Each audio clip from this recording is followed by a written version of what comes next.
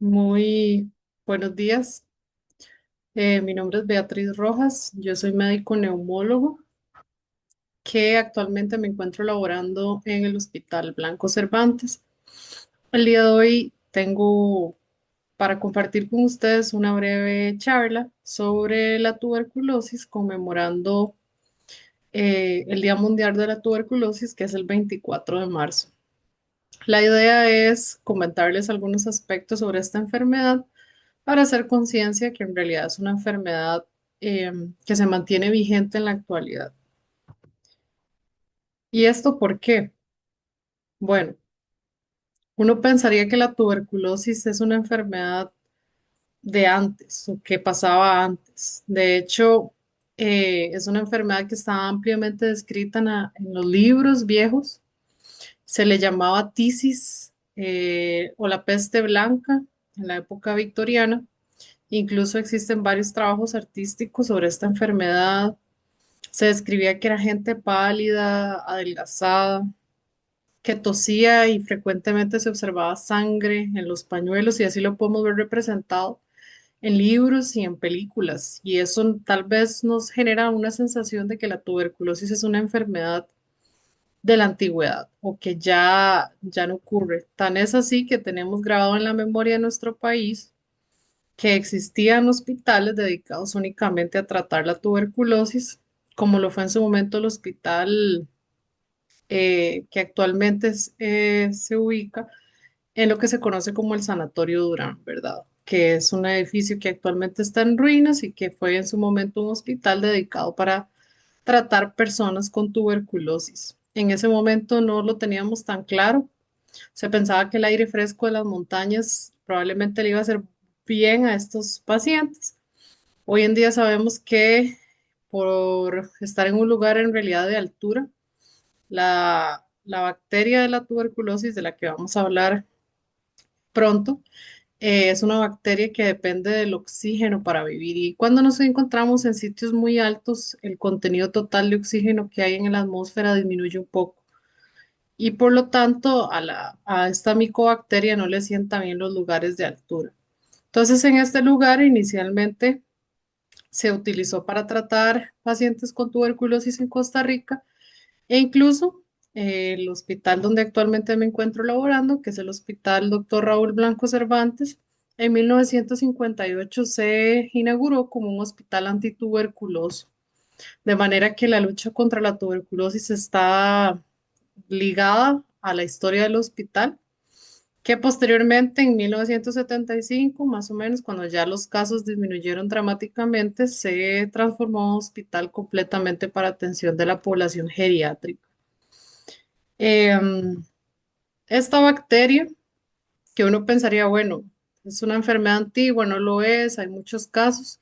Se trata de una enfermedad que todavía está vigente, que hay casos. Se trata de una micobacteria, que es como esta rosadita que observamos en la imagen, que pertenece en realidad a una gran familia de bacterias que viven en muchas especies de mamíferos.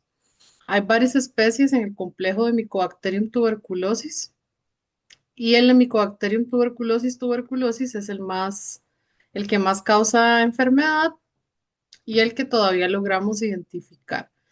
Esta bacteria, micobacteria, en realidad es el término correcto, em, se queda viviendo en los humanos. Generalmente en el 90% de las personas que se infectan, llega un momento en que adquieren la infección, pasa desapercibida y se curan completamente. Y entonces los humanos representamos un reservorio natural de esta micobacteria, la cual se transmite a otras personas al toser, estornudar, cantar y en cualquier forma, digamos, de transmisión aérea donde generemos microgotas en la saliva que pueden llegar a otra persona. Y esa posibilidad de contagiarse aumenta si la persona vive con otras personas que se encuentran en un ambiente hacinados, o sea, comparten espacios muy pequeños o permanecen mucho tiempo juntos. Al esa cercanía existir, es más probable contagiarse. Tiene un periodo de incubación de 2 a 10 semanas en el que se desarrolla la enfermedad. Y aunque, como lo veníamos hablando, uno pensaría que tal vez es una enfermedad de antes, realmente no lo es. La Organización Mundial de la Salud ha venido desde hace muchísimos años haciendo un esfuerzo por intentar erradicar esta enfermedad, pero no ha sido posible. De hecho, más bien, el número de casos en el área de América se ha visto que viene en incremento. Como les decía, la gran mayoría de personas se van a infectar y va a resolver la infección y queda en una forma que llamamos latente, o sea, se queda ahí como con la capacidad de volverse a activar si en algún momento la persona tiene las defensas muy bajas. Pero en la gran mayoría no ocurre enfermedad. En un porcentaje menor, de entre un 5 y un 10% de las personas pueden llegar a desarrollar una enfermedad, principalmente, pero no únicamente a nivel pulmonar.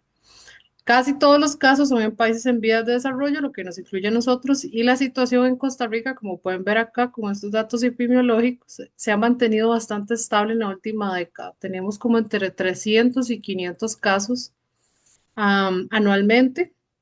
En el año 2022, 375; en el año 2023, 409 casos, más o menos 30 defunciones al año por tuberculosis.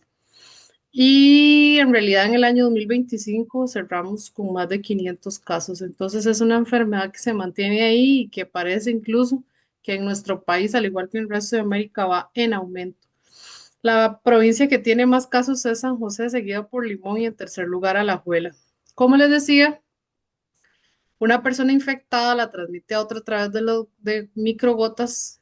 Esa bacilo entra a nivel de los pulmones, principalmente la transmisión es pulmonar, aunque hay otros órganos que pueden verse afectados.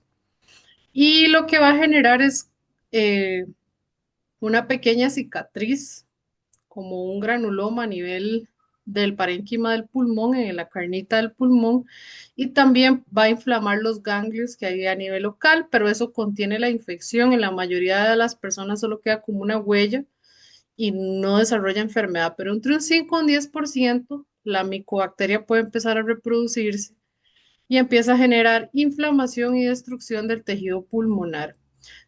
En las partes más de arriba del pulmón es donde hay más oxígeno y por eso esta micobacteria, como yo les decía, que es dependiente del oxígeno, le gusta más las partes más de arriba del pulmón. Entonces es frecuente ver estas cavernas y estas destrucciones del parénquima pulmonar por la enfermedad con una serie de ganglios que se encuentran aumentados de tamaño, cuando sí se desarrolla la enfermedad. Y los médicos lo identificamos a través de radiografías donde observamos justamente ese daño pulmonar por la tuberculosis. La tuberculosis produce principalmente afectación pulmonar, siendo los síntomas más frecuentes la tos con flemas, que dura por más de 2 semanas, la falta de apetito, el cansancio, la pérdida de peso, la sudoración vespertina en las tardes o en las noches, que nos despertamos empapados en sudor. Es una enfermedad que hace que la persona se sienta mal toda por completo, genera como mucho síntoma constitucional, decimos los médicos, o sea, nos sentimos enfermos, decaídos, sin ganas de comer, sin ganas de hacer las cosas. Y la tos es el síntoma pivotal del que nos valemos casi siempre para diagnosticar la enfermedad. Sin embargo, sí es importante concientizar que existen otros órganos que pueden verse afectados. Aunque la gran mayoría de casos van a ser de tuberculosis pulmonar, está descrito que puede haber afectación de ganglios linfáticos. Esto, por ejemplo, es un ganglio cervical infiltrado por tuberculosis, que es lo que se conoce como una escrófula. También puede afectar los huesitos. Este es un niño con mal de Pot, que es la enfermedad, la osteomielitis tuberculosa. Y hay otros órganos, el tracto digestivo puede producir colitis, puede producir em, afectación del sistema urinario, del sistema nervioso central, el cerebro, las meninges, etcétera. Lo que hacemos para pensar que uno puede tener esta enfermedad es valernos de tres cosas. La presencia de signos y síntomas de la enfermedad, que uno cuando historia al paciente se da cuenta que los síntomas son sugestivos de una tuberculosis, valoramos las radiografías como vimos anteriormente y luego tenemos que ir a hacer una prueba de laboratorio para demostrar que efectivamente la persona tenga esa micobacteria, esta infección. Lo que hacemos es recoger una muestra de esputo o de flemas, que generalmente va a ser la primera de la mañana. que ojalá la persona no haya comido, que esté en ayunas o que tenga al menos 20 minutos de no haber comido. Y lo que hacemos es utilizar varias técnicas. Actualmente existen tecnologías que nos permiten detectar el ADN de la micobacteria de forma rápida, incluso en cuestión de horas, pero existen otras formas. A veces es difícil demostrar la enfermedad y hay que valerse de cultivos o de una tinción especial donde el microbiólogo valora la presencia de la micobacteria. En algunas personas incluso nos intentamos tamizar y hacemos otras pruebas para ver si en algún momento adquirieron la enfermedad, se curaron completamente, que es lo que pasa en la mayoría, pero por un riesgo de que se reactive, vamos a buscar si tienen o no datos de haber estado infectados en algún momento con tuberculosis. Entonces, a veces hacemos tamizaje en personas que no tienen síntomas, principalmente cuando sabemos que les van a dar algún tratamiento que puede bajar las defensas o los puede llevar a desarrollar la enfermedad. También en población de riesgo, digamos, de transmitirlo a otras personas. Eh, por ejemplo, en las cárceles, que las personas están hacinadas, si encontramos tuberculosis latente, lo vamos a tratar. O si una persona le van a dar quimioterapia o le van a dar otro tratamiento, generalmente piden este tipo de pruebas para antes de bajarle las defensas, darse cuenta si en algún momento tuvo tuberculosis y ahora tiene riesgo de reactivarse, que sería la palabra que utilizamos para la gente que se infectó, nunca se dio cuenta, se curó, su sistema inmunológico controló todo, pero queda como una huella ahí a nivel del pulmón que en la gente que bajan las defensas se puede reactivar y se puede em, otra vez, digamos, activar y empezar a generar problemas y enfermedad. Para eso se usan pruebas genéticas a nivel de sangre. Lo podemos hacer con una prueba que detecta, digamos, una huella inmunológica a nivel de la sangre y otra también en la piel, que es la prueba de la tuberculina, donde se inyecta una sustancia en la piel y nos damos cuenta si la persona ha estado o no en contacto con el bacilo de la tuberculosis. El tratamiento de la tuberculosis incluye 4 fármacos de forma frecuente, que las personas que los han recibido pueden dar testimonio que es un tratamiento que es largo, generalmente, aunque eso está ahora la Organización Mundial de la Salud viendo a ver si lo cambia, pero generalmente son tratamientos que duran 6 meses, que incluyen al menos 4 fármacos. Se trata de un tratamiento que nosotros decimos que es estrictamente supervisado porque como la Organización Mundial de la Salud tiene el proyecto de intentar erradicar esta enfermedad, intentamos rastrear a todos los pacientes y darles tratamiento y que realmente lo cumplan, porque no cumplirlo puede generar resistencia en la bacteria a estos tratamientos y ya una tuberculosis que es resistente a los tratamientos que tenemos se vuelve un problema de salud pública, ¿verdad? Entonces es un tratamiento para intentar que esta enfermedad desaparezca, en el que supervisamos que la gente se tome el medicamento todos los días como debe ser, incluso los ATAPs de las áreas de salud tienen que observar que la persona realmente se toma las pastillas y dan un control y un seguimiento, porque muchos pueden tener efectos adversos que se deben monitorizar en el tiempo al ser un tratamiento tan prolongado. Ya para ir terminando, ¿qué cosas podemos hacer o qué cosas tenemos que pensar? Bueno, en general, una persona que goza de buena salud tiene menos posibilidad de afectarse por una infección por tuberculosis. Como yo les decía, los ambientes hacinados, en donde estamos enclaustrados muchas personas juntas, pueden favorecer la transmisión. Entonces, entre más tengamos el ambiente abierto, ventilado, más prevenimos la enfermedad. Cuidar de nuestra propia salud, llevar una alimentación balanceada. En el caso de que tengamos los síntomas que decíamos, generalmente en los EVAIS hay un protocolo de que toda persona que tiene una tos que tiene más de 2 semanas de duración con flema, se le va a tomar una muestra de la flema para ver si tiene una infección por tuberculosis. Igual, si usted presenta los síntomas, puede consultar al área de salud para que sea evaluado por esta enfermedad. En pacientes de riesgo, como les decía, por ejemplo, los que tienen HIV u otras enfermedades de la inmunidad, generalmente los vamos a detectar.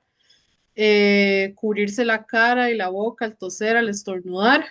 Em, y en el momento en que se desarrolle algún síntoma, las tos con flemas, fiebre, sudoración, malestar general, pérdida de apetito, pues se puede acudir a cualquier centro de salud a realizarse la prueba para descartar la presencia de la enfermedad.